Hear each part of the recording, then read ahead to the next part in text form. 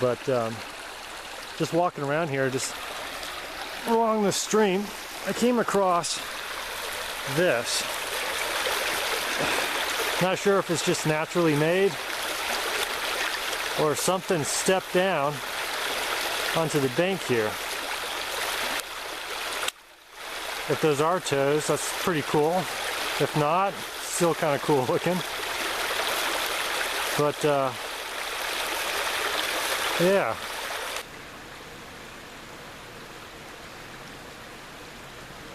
These are areas that I like to look at when I'm out in the woods.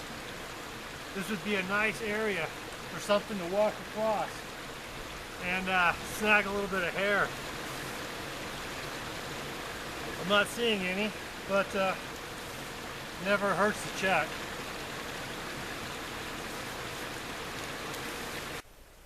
I'm out here in the Oreille Wildlife Refuge, about 14 miles just outside of Colville, Washington. I'm on this one little road here where I deployed a game camera for the winter. It's been out here for about 5 months, and I just picked it up, checked it, and I got over 500 photographs on it. So I'm really curious to get home and see what's on it. We have a lot of stories out here. I mean, a lot. This place has a long-running history with Bigfoot sightings, strange vocal sounds, wood knocks, a lot of different stories out here. So I'm going to travel around and hit as many of the locations that I can get to and report on those stories. It's a pretty interesting place. It is beautiful. So let's get. Like I said, we are here in the little Oreille Wildlife Refuge, and there's a lot of stuff going on out here. This is an area that I spend a lot of my time doing a lot of hiking. I hike year-round here. Doesn't matter how much snow's on the ground, I'm out here hiking around.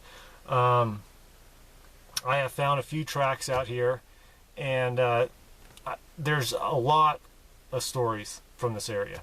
A long, rich history of Bigfoot. Or Bigfoot type of activities. This park is actually a little over 40,000 acres, and the elevations vary between 1,800 to 5,600 feet. This place was actually formed by glacier melts thousands of years ago. So I mean, it's a unique landscape. You know, it is very beautiful. Within this park, there's a range of a mix of 6 different types of forest zones. You got pines, you got Douglas firs, grand firs, western red cedars, western hemlock, subalpine firs, and it's beautiful. I mean, just absolutely beautiful. Some areas it's pretty thick. What's really cool is there's more than 50,000 visitors visit this refuge every year. So we're most likely going to run into a lot of people out here because this is a popular place to be at. And this place is exactly about 14 miles, give or take, just outside of Colville, Washington. So let's head on down the road and check out some of the locations. So we're just hiking down this little road here. We are on the edge of Bailey Lake, and this whole park is probably one of my favorite spots to come squatching. It is just beautiful, every part of it. I've seen so much different types of wildlife out here. I'm just heading up to a little clearing up here where we can get a good view of the lake and the cliffs around it. Now there's some interesting stories about Bailey Lake, and they seem pretty territorial, from rocks being thrown, wood knocks, like they say, very intense sounding wood knocks, a lot of vocal calls, high-pitched wails. I mean, it's just one story after another that we've gotten. So we're just about up here, so more to come. This is definitely a beautiful area.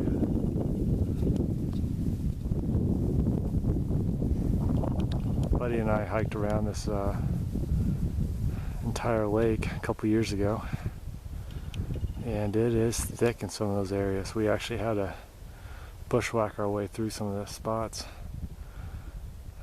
But then there's areas of cedar forest where it just kind of opens up and it's like a highway, all these long down trees that you can just walk across.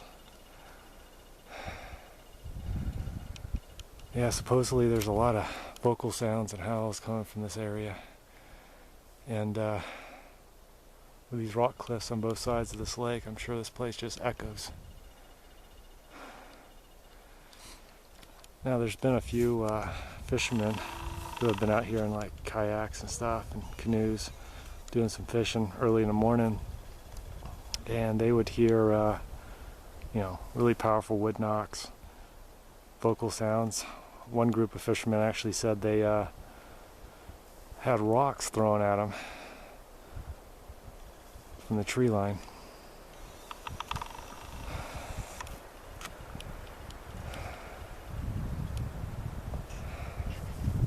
I'd love to spend a few days out here and a couple nights, see what I hear.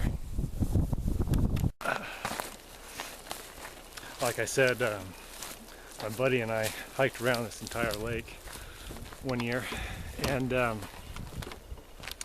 we didn't see any signs of any real tracks or, you know, tree breaks or anything like that.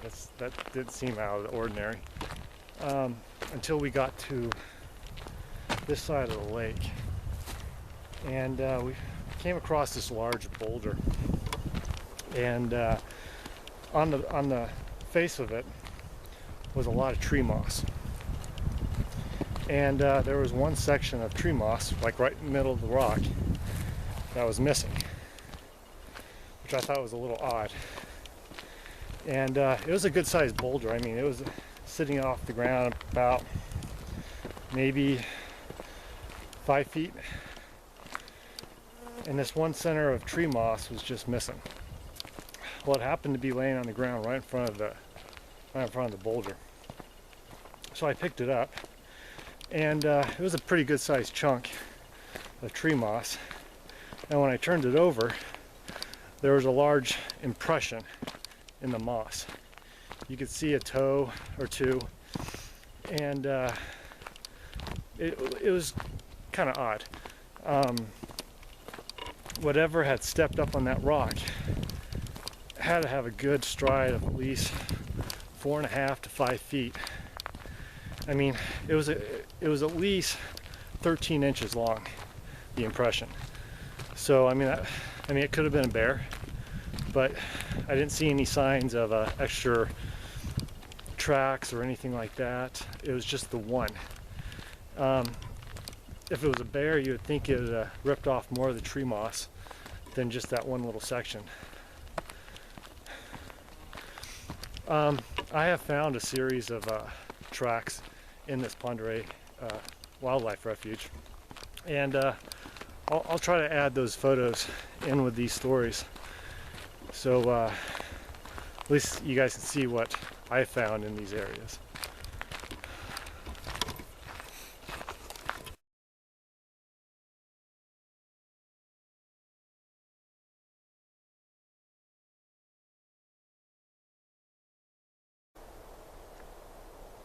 Back in the spring of 2013, a buddy and I were camping right down at River Camp, which is just right down the hill here. And we set up camp. It was springtime, and we had a lot of rain the last several days. When I got here about an hour before he did. I set up camp. It had just stopped raining, and I decided to take a little walk. Well, I walked up and came down this road, and at the time the wind was really blowing, and we had some really severe thunderstorms a couple days prior. So this whole road was covered with pine needles, which you can still see, I mean, but this whole area was just covered. And when I was walking up, I saw what looked like a track smack dab in the middle of the road here. And it was kind of strange because it was like right in the center of all these pine needles. If you have ever walked barefoot through wet grass or whatever, or even through like pine needles and stuff, and you lift your foot up and your foot's just covered with pine needles and grass underneath it, that's how this kind of seemed like.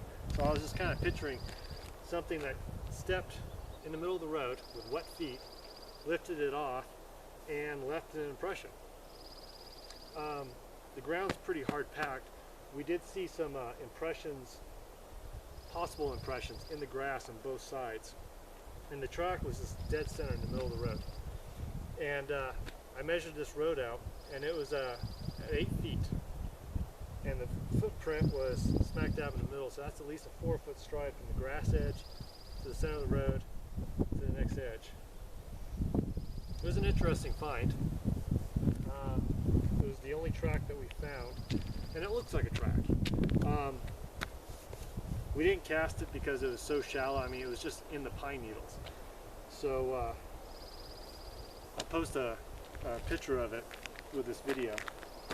But this is the road, just outside of River Camp.